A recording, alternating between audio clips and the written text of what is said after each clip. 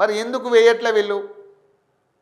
మరి ఏం చేయాలనుకుంటారు? నేరుగా ప్రజలకే అర్థమవుతా ఉంది వీళ్ళిద్దరి విషయంలో.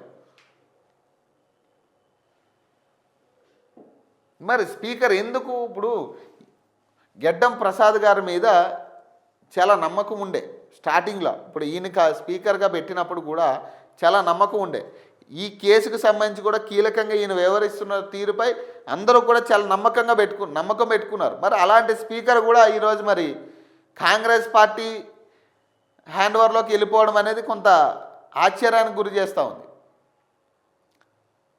ఆయన కూడా రెండు వైఖరిలో కనపడతా ఉంది. ఆయన కూడా ఇటు ఎమ్మెల్యేలని కాపాడే పని, పాపం వాళ్ళ సొంత ఇప్పుడు వాళ్ళ పార్టీకి సంబంధించిన ఎమ్మెల్యేలను కాపాడుకునే పని, ఇంకో పక్క ఇటు బీఆర్ఎస్ వాళ్ళకి నచ్చ చెప్పాల్సిన పరిస్థితి.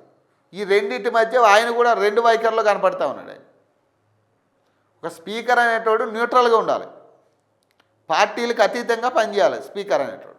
అట్లాంటిది ఈయన పక్కాగా కాంగ్రెస్ పార్టీ తరఫు నుంచి మాట్లాడుతున్నట్టుగానే ఉంటుంది. అది ఆయన వ్యవహరించే తీరు కూడా అట్లానే కనపడతా ఉంది. ఇప్పుడు మరి ఆయన ఎవరైనా ప్రలోభ పెట్టిరా?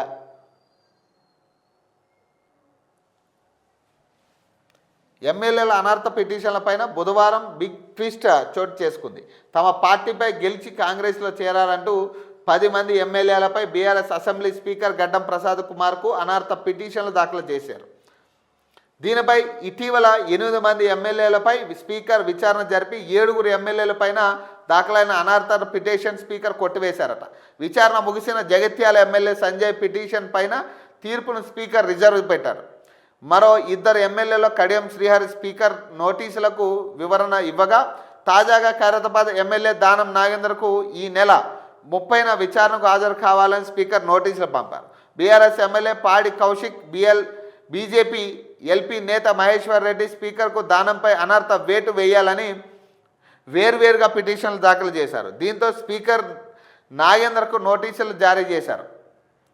దానంపై దాఖలైన అనర్హత పిటిషన్లో కౌశిక్ రెడ్డి పిటిషన్ పైన స్పీకర్ ఈ నెల 30న ఉదయం 10:30 గంటలకు విచారణ జరపనున్నారు. విచారణకు హాజరు కావాలని కౌశిక్ రెడ్డి ఆయన న్యాయవాదులకు కూడా స్పీకర్ నోటీసులు ఇచ్చారు. మరోవైపు బీజేపీ ఎల్పీ నేత మహేశ్వర్ రెడ్డి దాఖలు చేసిన అనర్హత పిటిషన్పై కూడా అదే రోజు మధ్యాహ్నం 12 గంటలకు స్పీకర్ విచారణ జరపనున్నారు. కాగా దానం నాగేందర్కు స్పీకర్ నోటీసులు పంపడంపై రాజకీయ వర్గాల్లో ఆసక్తికరమైన చర్చ జరుగుతుంది. విచారణ అనంతరం స్పీకర్ తీర్పు పైన పొలిటికల్ సర్కిల్లో తీవ్ర ఉత్కంఠ నెలకొందట. నేను బీఆర్ఎస్లోనే ఉన్నా, ఈ కథలన్నీ చెప్పొద్దబ్బా. బీఆర్ఎస్లోనే ఉంటే కేవలం ఈ 2-3 క్వశ్చన్లకి ఆన్సర్ చేయండి. ఇక చాలు. ఇందాక నేను అడిగినా కదా, మీరు ప్రచారంలో చేసింది దానికి సంబంధించి మీరు సికింద్రాబాద్ ఎన్నికల్లో ఎందుకు ఎంపీగా కంటెస్ట్ చేసారు మీరు కాంగ్రెస్ తరపు నుంచి? మరి ఆ రోజు ఎందుకు చేయాల్సి వచ్చింది? మీకు టికెట్ ఎట్లా ఇచ్చారు వీళ్ళు? ఇదంతా కూడా మీరు వీటి క్లారిటీ ఇవ్వండి. ఇక బీఆర్ఎస్లో ఉన్న, ఇక దాంట్లో ఉన్న, దీంట్లో ఉన్న, ఇక వదిలేస్తే ఇక బీజేపీలో ఉన్నా అని కూడా చెప్తారు మీరు.